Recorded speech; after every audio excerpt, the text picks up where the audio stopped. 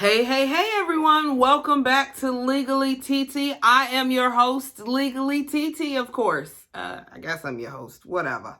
So if you're new to my channel, welcome.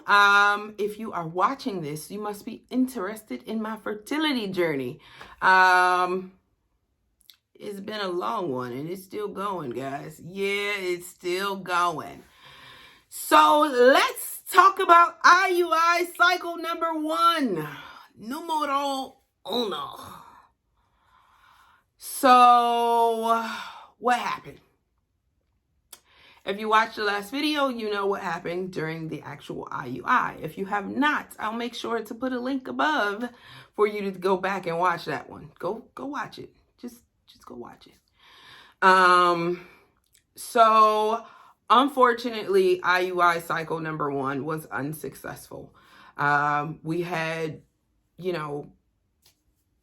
some trials, some tests, some things that made it to where it just may not have been successful, but it could have been. So who knows? So we went on with it. It was very trying. That 2-week wait to pee on a stick. Okay, so I didn't wait 2 weeks. So I probably peed on a stick 9 days later, and then 10 days later, and then probably 12 days later, and then finally 14 days later. Don't judge me. Peed on sticks. It's expensive too. Go buy them off Amazon with your healthcare spending. Don't go to Walgreens and stuff like that. They're way too expensive there. So I got a nice little stock of, pee sticks. That's what we call them, pee sticks. There's all types of pee sticks. And I have every last one of them there is to have. So yeah, it wasn't successful. Not only was it not successful, my progesterone stayed high for longer than it was supposed to.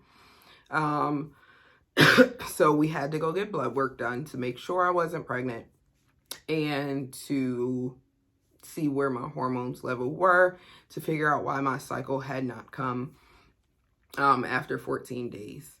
So I had the blood work done. They said, hey, your progesterone is high.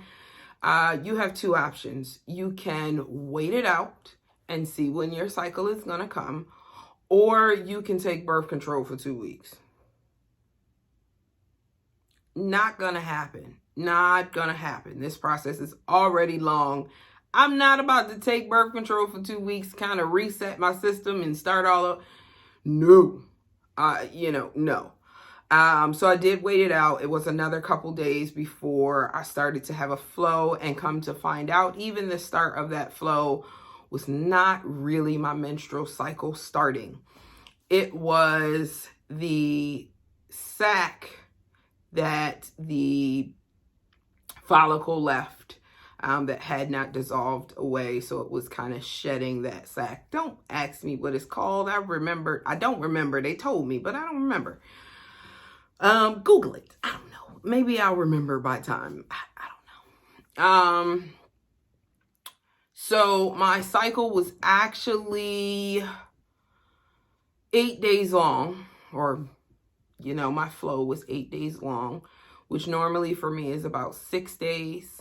So it was about 2 days longer than normal.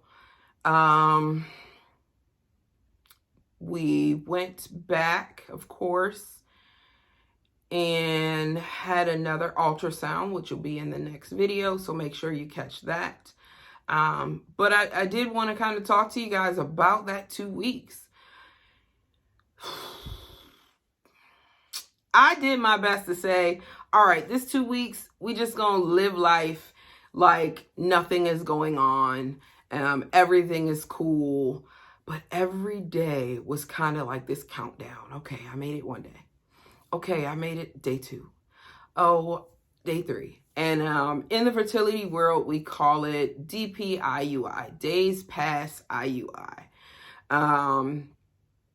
And you start to do your research, and you start to see if, what day should you see something. I wasn't monitoring anything, so I didn't know my hormone levels. I did not know what my temps were.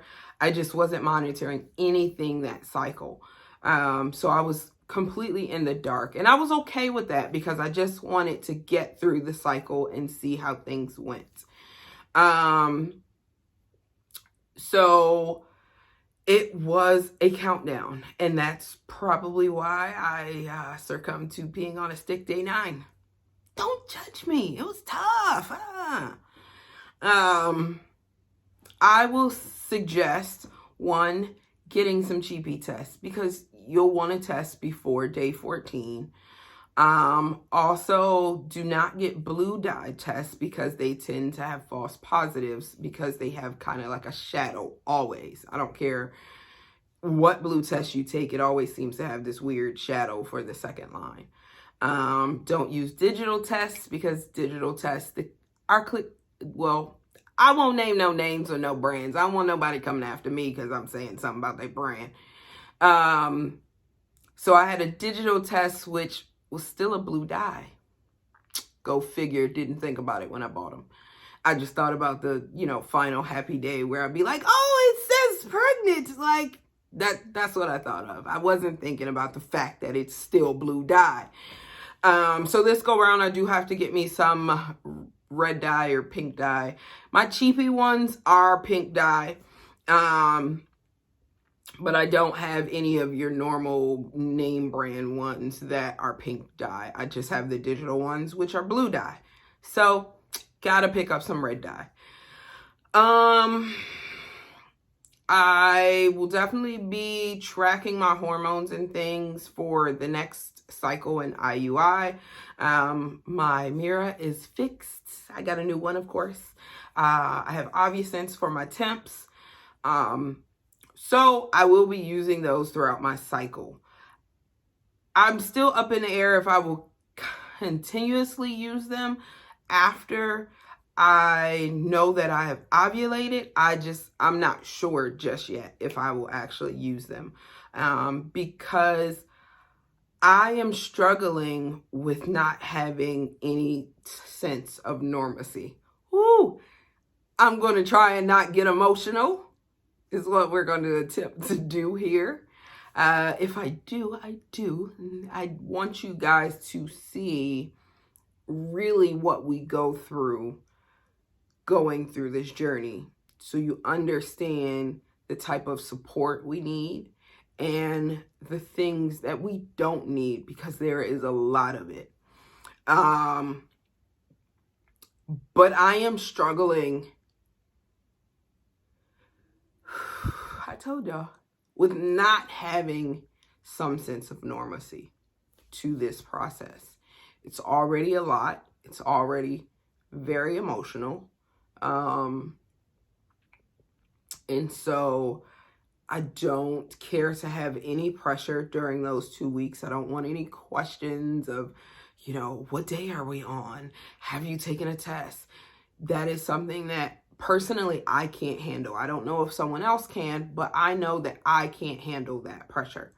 I just want to, live those 2 weeks out like it's any other day. And so I don't think I will do much monitoring after I have confirmed that I ovulated, because tracking my LH, I could maybe be able to tell whether it was successful or not before I get a full successful. With my temp, it's a really good chance that I can tell whether it's successful or not before I even have to, pee on a stick. Because with your temps, your temp will usually drop right before AF and flow or your menstrual cycle starts. And of course, I'll have to go through that process of dealing with the fact that it was unsuccessful.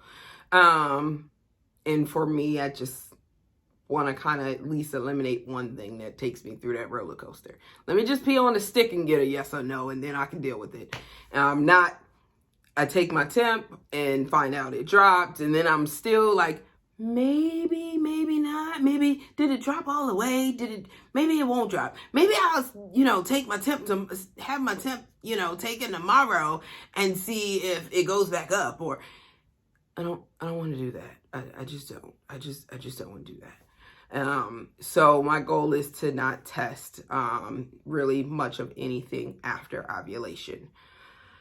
So I would suggest do what makes you comfortable. Do what you can handle. I know because this has been such an emotional journey for me, I can't do it. Nope, don't want to do it. Not gonna be it. So make sure you like and subscribe and turn on your notifications. If you have any questions outside of what day it is, but really just any questions, or you need any support or anything like that, feel free to drop a comment in the section below. Make sure you like and subscribe and hit that notification bell. And look at here, we got through it without an ugly cry. So make sure you are ready for the next one, because of course we will be starting IUI number 2. So thanks for stopping by, and I'll see you in my next one.